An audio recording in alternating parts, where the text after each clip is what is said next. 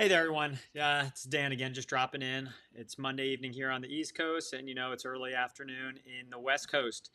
And I wanted to bring you in on a nice conversation that I have a wonderful person joining me here today. And this person really kind of is going to turn my world upside down as to how I think about the 401k. She's really known as the 401k queen. She's been in the industry for about 12 years. She's been earning about $300,000 a year, helping people every single day, like you and I. More importantly, she's been married 24 years and has been a business owner since the 90s. And she can even proudly say that she has even now had her son join her in the business. And so I'd like to give a warm welcome to my friend and colleague here, Jessica Zeichler. Jessica, how are you doing? And welcome. Good. It's great to see you, Dan. Yeah, so I appreciate you hopping on. I know we're trying to still work out all the kinks here on Ecamm Live, but hopefully this moves along swimmingly for us. And I know I want to be conscientious on time here because we all have things to do, like a screaming baby in the background for me, and I'm sure you've got more clients to attend to on your side. Um, so to kind of like set up this conversation, one, I know you're the 401k queen. A number of people in the industry have taught me that. So I appreciate you making the time. And I was hoping you could really kind of shed some light for me and for the people I'm going to talk with in the future and for anybody that might actually be watching this live right now. And as background on my end, so I'm a business owner. I've got employees that depend on me for providing a paycheck and a sustainable way of living. And ultimately, I don't want them to just have a sustainable way of living now, but I want to give them a sustainable way of living in the future because I care about my people. That's a crazy thing to say, right? And I also come from a corporate background. I used to be an employee versus a business owner. And I thought I was being brilliant when I was at Procter and Gamble, Berkshire Hathaway, Nike, when I was not just putting in enough for the employer contribution match, but I was maxing out my 401k because I was like, well, I could either spend it at a bar or I could put it towards my retirement. So let's be financially smart and do this. And if you had asked the Dan then for like the 12 years that I did that, um, the three reasons that I would really want to do my 401k were the first one was I would save money on taxes now. Mhm. The second one, I would get that company match that I touched on. And then that third one is I assume that my taxes were going to be lower in retirement. Now, Mhm. please educate me as to why I might have been thinking incorrectly here, or just play devil's advocate, I guess, and let me know why should I have been thinking a little bit differently, and how can I help others avoid the same mistake that I made for a decade plus. Absolutely. So the story you're talking about is extremely common on the people that we sit down with and who we help. And a little bit about my background on how I got interested in 401ks and the financial industry in general. As you mentioned, I ran a business from the late 90s and into the 2000s. When the market crashed in 2008, I had to close my business down. And my husband and I were like this close to filing bankruptcy. We were paycheck to paycheck. And so I ended up going and getting a job. I'm like, wow, I'm going like into the corporate world. I'm excited about Yeah. this. And one of the things we were offered, I'm like, finally, a 401k.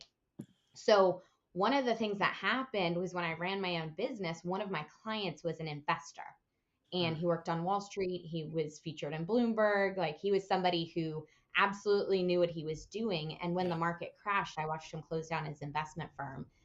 He had been taking a portion of our money that he was paying me Yeah. and putting it away into an IRA account, a brokerage account. I couldn't even tell you because I let him take care of it and didn't really know much about it back Yeah. then. Like he was putting away money for me, and I was in my mid to late 20s, had about $20,000 in there, going like, wow, like this is great. Well, after the market crash, I got a check in the mail for $350. And that was my first experience with the stock market and having an account set up. So Wow. after that, I was like, okay, well, I want to avoid these. I'm going to use the 401k, Yeah. right? Now, I didn't know anything about it, but my company offered it. Like you said, we started putting in. My husband and I, I'm like, wow, we're really adulting now. So we started putting money away into it. And then employees, because I was a manager, I worked as a manager at a medical clinic. They would come and I'd help them with their onboarding and their paperwork, and they'd start asking me questions about their 401k. Like, should I know this? I went through a bunch of HR certifications and HR classes, and you know what I didn't learn about was 401ks. Yeah. But who do we go to for advice on 401ks? Yeah. HR and the people who are helping us set it up. So I started really looking into it, and I realized like, oh, my money's in the stock market still. Yeah. And I'm like, I just want to get out of that. And here it is. I thought a 401k was a retirement plan, a retirement vehicle. Yeah. But I found it was just as much at risk as this other plan that I had before. So really started looking into it, realized it wasn't where I wanted to put my own money. Yeah. So that was harder to sign up clients for it. My husband and I were looking for help with our own finances, and we were turned away by a lot of financial advisors and financial professionals because we didn't already have money. So I ended up finding a company that I really, really liked. I was referred by a friend of mine who was a client. They ended up taking us through how to avoid bankruptcy, how to actually get out of debt, how to start saving money. We got college plans in place for our kids, retirement plans in place. And so then I ended up interviewing, going through my licensing. So that was our story from 12 years ago. But what I learned and what I've been able to help other people with, I'm going to actually share my screen here so I can go over it, was that 401ks originally were actually not meant to be a retirement plan at all. Okay. What happened was back in the late 70s, right? Taxes were really high. Taxes were upwards of 70% when you got into that high income bracket. And so they were created as a way for high income earners to take a portion of their money and put it off into the future where they knew taxes were doing what? They were going to be lower. They were going down, right?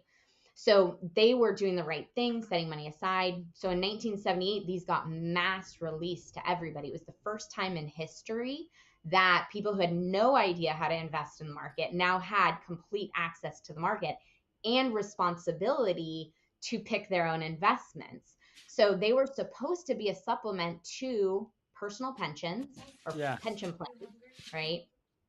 Social Security and personal savings. Yeah. So Dan, what's happened with pension plans? Well, those have pretty much gone away. So they're almost non-existent for our generation, unless you work for the government, the state, and that has a lot of other things that come along with it. So pension plans, how about Social Security for our generation? Oh, man. I was just having a conversation today with some people on that. That's probably going away too. For anybody probably 40 and under, that's a guarantee it's gone. Yeah. So we have a lot of people who are just like, well, it's probably not going to be there for me when I get there. So we're now relying on personal savings, and 401k was supposed to supplement the personal savings. And what companies did was they were able to start getting rid of their pensions and offer another benefit to their employees in the form of a 401k. And now we have an entire generation that almost doesn't know anything else. Like, we think we're supposed to use a 401k. This is the plan we're supposed to be in. And so back after the market crash in 2008, when we had a lot of historians looking in and economists looking into these accounts, they said the 401k, right? 401ks were never designed as the nation's primary retirement. They came to be that as a historical accident. I can't get over the fact that they actually put the words historical accident. That is just, wow. And yet this is retirement plans. They're calling an accident. Yeah. Right? Oh my gosh. So here's another one. So Ted Benna, who is actually one of the fathers of the 401k, he helped to get it into the hands of all these different companies and into public hands. He has said there's too many choices, right? They talk a little bit earlier here where like you could choose not to participate. How many people aren't contributing at all? How many aren't contributing enough? So we have a whole generation of people who are way behind on their retirement planning without even knowing, because there's just no prediction on it. But he said, he goes, if I were starting over from scratch today with what we know, I'd blow up the existing structure and start over. So, all right. Sorry, I have to pause here. And this was in 2013. So we're now in 2024 as the recording of this interview. And that is a decade later. How has this information not become more broadly dispersed then? Because, I mean, guess what? The stock market just went down, 25% in 2022? So even if people would have learned from the father of the 401k saying, we need to blow this up and start it all over again, and somebody else is calling it a historical accident, and this is on CBNC. This isn't some like Mhm. crazy news site. This is, reputable sources. So educate me here. Why has something not been done, or what are the opportunities to blow up the system and make something better? And can there be something better? So an interesting thing on it, if you actually read what their suggestions are, it's higher penalties for Yeah. people to touch their money Yeah. are some of their solutions. Yeah. The other solutions, it's just more lack of liquidity. The problem is that middle America are the biggest source of users of these plans, Yeah. right? And how many middle American families can go 30 or 40 years without having an emergency and needing access to their account, right? Not a lot. So it doesn't matter if the penalty is 10%, 20%, or a higher percent. If they need that money, they're going to access it.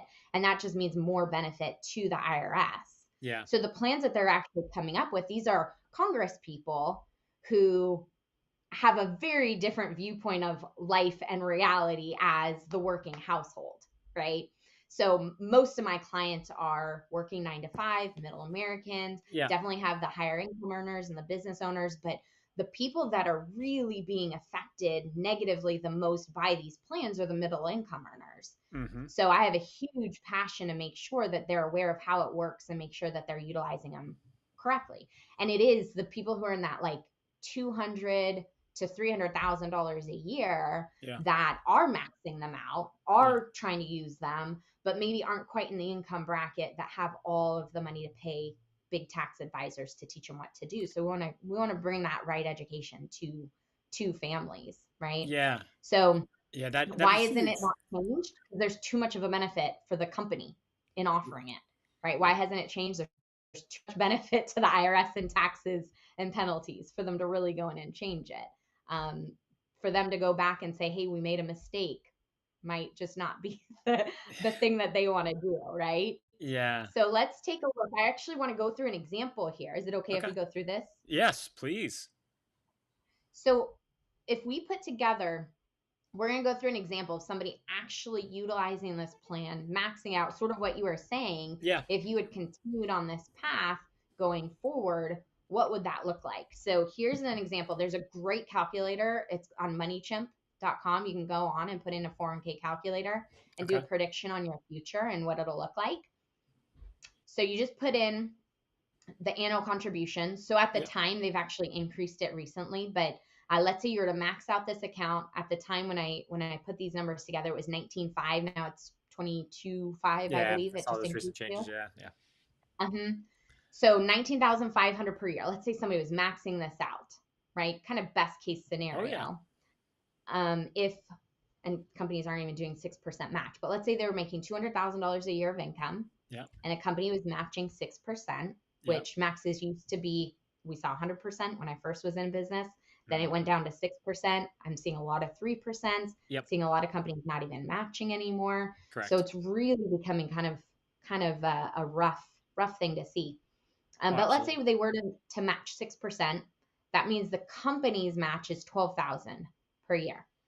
If the employee did this for 35 years, from 35 until age 70, we're Yep. seeing a lot of people having to work a lot longer because of inflation, Mm-hmm. right? So at age 70, and let's say we got a 6% average return rate. Okay. And we have examples and articles and everything showing your average return rate that's illustrated quite often is not the same as an actual return rate. Okay. So the actual return rates are a bit lower than 6% in a 401k. But let's say we do get that average 6%. We hit calculate. We have $3.7 million in that 401k by the time this gentleman's 70 years old. No, that sounds Right? pretty good. Mm-hmm. Yeah, that would sound really good. Now, I've been doing this for 12 years. Do you know how many $3.7 million 401ks I've come across? Not a lot. 0. Now, I've seen assets in 3.7 plus, Yeah. right? I've definitely seen assets with that. IRAs, 401ks, I haven't seen any with over $3 million in them, which just says that either people aren't funding them this way, they're not performing this Yeah. way, right? So this is like somebody doing the right thing for 35 years, no hiccups, maxing it out the entire time. So let's say somebody does do this, gets through that, click the little calculate button. Here is an article. It's actually in, I think it was from a magazine back in the day called Money, but why your Okay. 401k may only return 4%. Hmm. That might tie to like that 4% rule I keep reading about too. But yeah, keep going. This is good. Yeah, between after fees, after penalties, after market losses, all of those Oh, different things. okay. 401ks are actually statistically percentage wise some of the highest in fees out of all the investment accounts that you could pick from. Interesting. So, Okay. and the people who know what they're doing with their accounts, they're like involved in their 401ks and involved in the details. They're going to know how to get into the lower fee accounts. But your average household who's like, hey, I just went into whatever they recommended or whatever I was automatically put into, they're the ones that are getting the highest fees taken out. Yeah, I know when I was in the 401k, at least I was doing the low expense ratio ones, like a Vanguard and things like that. Yeah, yeah. Which, those are low expenses, but then there's also some underlying fees, whether that's via Fidelity or ADP or whoever I might be using as my 401k provider. Sure. It's right. Every time you deposit money in there, there's a fee taking out. Every time you move from one investment to another, there's a fee. There's a monthly fee that the company is going to take. If you get there's a whole booklet that you can get with all the fees listed. Probably it's Yeah, online now. They used to mail it to you. yeah. That fee list was actually not required to be disclosed until after I was in the industry. So it was 2012, 2013, Wow. where they legally had to disclose all of their fees. So Yeah, these were in place in the late 70s until 2012 yeah, without having to disclose any of their fees. And then they used to come in booklets in the mail and they were thick. People would throw them away and not even look at them. Now you have to go on and download them and read through them to find all your charges and fees. So, good Lord. all right. So Yeah. let's take your example here. So this gentleman here, 3.7 million. Now, Dan, when you go into retirement, are you going to take as much risk as you did while you were still working, or are you going to go into lower risk Well, investments? yeah, you want to go into low risk. You don't want an 01, 08, or 2022 type situation on your money if you're now relying on that as your income. Yeah. So when somebody's retired, they're going to go into a lower interest rate. Let's say 2% here. Yep. Let's say somebody's going to retire from 70 until they want to make sure it's in place, Yep. right? How does 401k guarantee a lifetime income? No. You run out, you run out, right? Yeah. So here, if you want it to last for a long period of time, this income tax rate, this was based off of California federal and state Yeah. income. If we click calculate here, let's look down here at the bottom. So the annual payout from this account is going to be $162,000 a year. Yeah. This client's now going to pay $57,000 a year in taxes, and their net income is going to be 105. So this is somebody who Wow. went from making $200,000 a year, probably living off of $200,000 a year, now having to figure out how to live off of a net income of 105,000 per year. Not to mention in a higher inflationary environment too. If they're making 200,000 Mm-hmm. now, that's probably $300,000 in future terms. That's right. Wow. 30, So every 30 years, the math of it, every 30 years, it's about double. So really okay. 200,000 would be the same as 100,000, or 200 would mean you'd have to make 400,000. Interesting. There's so many things that go through my Mm-hmm. brain right now. Mm-hmm. Um, I mean, this honestly explains why, truthfully, you see a lot of maybe old people at Walmart being greeters, Yeah. um, because they retire from their job and 15 years later, 10 years later, their 401ks are used up, and now they need to have additional means of income in addition to the Social Security they are actually receiving. That's Um, right. okay, so that's not a situation I want for myself, my family, my employees, anything like that. um, Right. and although, hey, a lot of people would be happy with 105,000, that's That's right. still a stark contrast than what they were originally making. So I guess it's all through the eyes of the beholder. If somebody was making $50,000 a year, essentially they'd be getting $20,000 a year is how I'm kind of calculating this out. Correct. Um, But mathematically, somebody who's making 15,000 a year probably couldn't put 20,000 a year into account to get to this point. yep. Yep. Oh, Right. 100%. No, that's why I'm just like Mhm. resetting it of if it's 200,000, it's 100,000. So really, Yeah. really every single person, no matter what your income level is, just assume you're getting about 50% less of what your current income is today, is how I'm trying to arrive at it. Yeah. Yeah, that sounds about right. And Hmm. I always ask people at the end of the day, is it how much money you save, how much money is in the account, or how much of that are you going to get to keep? Keep. Right. Yeah. So what's your take home? What is going to be yours at the end of the day? So let's look at this example here. So let's really delve into, because most often people are using their 401ks. I met with my CPA, and it's a new CPA because CPAs are hard to find and hard to keep. Yeah. But I went with the CPA and she started talking about tax savings and tax benefits and where can we put away money to get our taxes even lower. Yeah. And so often people go like, well, I'm going to put max out my 401k because I want to save in taxes today. I mean, that's So what I let's did. Yeah. take a look, right? So let's take a look at what this would look like. So this is Joe. He's making his $200,000 per year. His tax rate's about 35% in Mm-hmm. California without the tax benefits of the 401k. And again, we know there's additional like benefits, there's other things. So we're going to keep this just really simple math. Yeah. But let's say 200,000 times the 35% tax rate means that he's going to pay about $70,000 in taxes per year. Yeah. And again, he'll have other write-offs and things like that, but let's just talk about the money he's putting here. So if we look at his tax rate, he's at about a 24%. California has another 10 to 13% in state taxes. So that's where that Yep. 35% comes from. Okay. Got it. So Joe decides that he's going to use the 401k as a tax shelter, put the maximum contributions into his plan. So that 19,500 we had talked about. Yeah. So let's do the math. So here, that 200,000 take away the 19,500. That means now he's being taxed on the $180,000 instead of his full 200,000. For sure. So taxes are now the 180,000 times the 35%. So he's now paying $63,000 a year as opposed to $70,000 per year in taxes. Sure. So without the taxes, 70,000. With the taxes, or sorry, without 401k, 70,000 per year in taxes. With the 401k, $63,000 per year in taxes. Yeah. So he's saving $6,825 per year in taxes. Okay. Not a lot. Sounds I off. guess. No, but it still sounds good. If I told you, hey, you're going to put away money here, you're going to save $6,000 a year in taxes, who's going to say no to that? Sure, but I mean, if I'm multiplying that over 30 years, that can mean a lot. $7,000. Yeah. Okay, you did it. So, $238,000 you save. And people say, well, that's even more money inside of my account to grow. correct.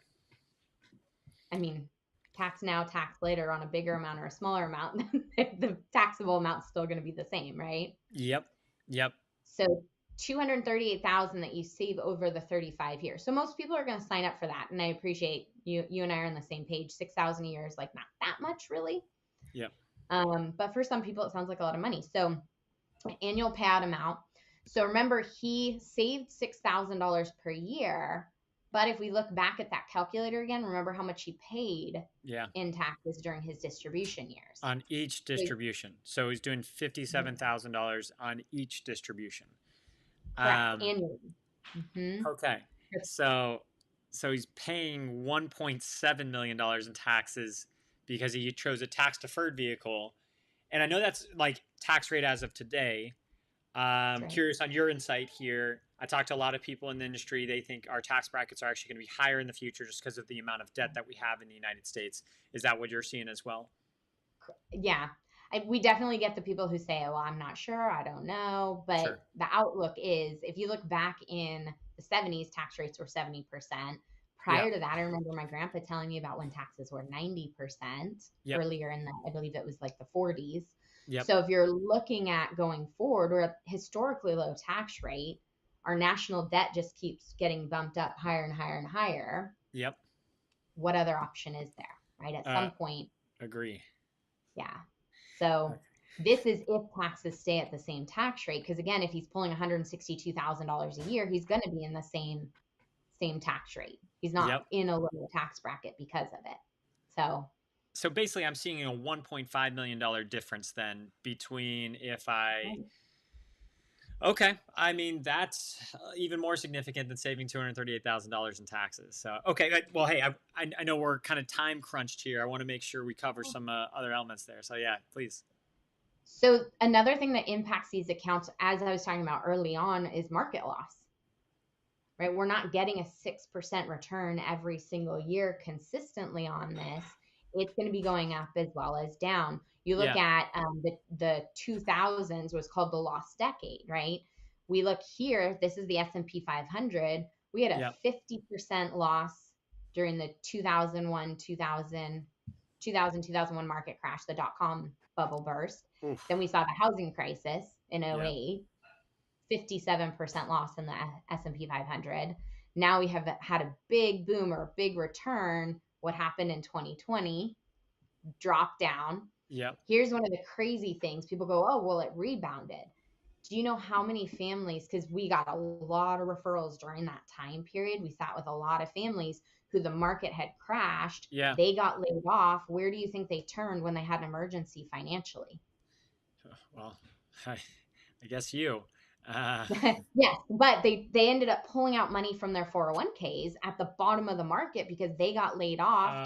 They oh had to pull that man. money out. They're pulling out at the bottom of the market. So when the market bounced and rebounded back up again, Yep. families who weren't meeting with us, the families who didn't know or sat with us after the fact, had pulled money out at the bottom of the market. So they didn't actually get to participate when the market did come back up again. Yeah. Right. Wow. No, it was the first That's a time in double history doozy. that it is. So they did have the 10% fee waived as one of the benefits during Okay. COVID and all of that. But still, it's the bottom of the market. People lost here, it says 34%. Now they're cashing out and then they're paying all Yeah. their taxes on top of that. So it did come back up again. As you mentioned, 2022, which I don't even have on this graph here. But 2022, I sat with a gentleman and we did a review of his account. It was actually last January. And during 2022, he had put his $20,000 in, about 12,000 of the company match, Yeah. and his 401k was actually $50,000 less than what it had started the year out with. Oh man. So he lost 50,000 plus the $30,000 that he and the company had put in together. So it was an That's $80,000 horrific. loss in 1 year during 2022. So we were able to help him roll over. So there is an option. There's something somebody can do. Yeah. Instead of having the money just in the market, we can actually go right into something called index growth. So Okay. index is a hybrid. It's a type of a fixed account. So your money doesn't go into the market at all, Yeah. but it's going to index your money off of the market. So it follows things like the S&P 500. When the S&P 500 is up, they credit your account with the return. If it's down or on a negative for the year, your credit's going to be 0%. Market Yeah. goes back up, they're going to credit you with the return. So here's a visual of it. The red line is the S&P 500 during that 2000s to 2016. Yeah. And the gold line here is an index growth account. Okay. So this one actually even has a 5% cap on it. So these, some of these have no cap, some of them have higher caps than that. But Yeah. would you rather be in a plan that's going to go up and down with the market, or one that's going to get a constant return and never the downside? I've got enough stress in my life. I'd like to have a little bit more consistency, especially if that consistency is also historically, although past doesn't guarantee future performance, it is going to lead me to a better uh, outcome. Right, right. So I'm going to actually show some examples here. There's actually a plan.